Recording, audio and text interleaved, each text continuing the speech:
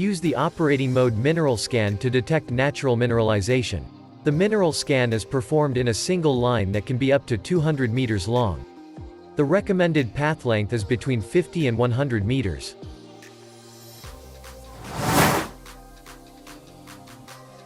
Connect the super sensor and start the operating mode mineral scan. Select the impulse mode. Use automatic for smooth and flat terrain or manual for rough terrain.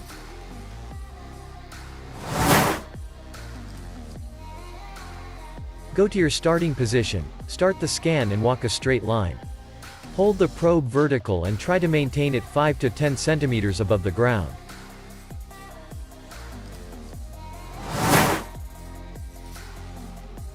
You may pause and continue your current scan during the measurement.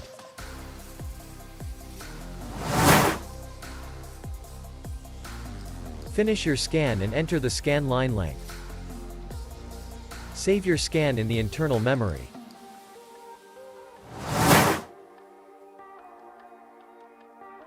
Transfer your scan to your notebook for documentation purposes and detailed analyses in Visualizer 3D Studio.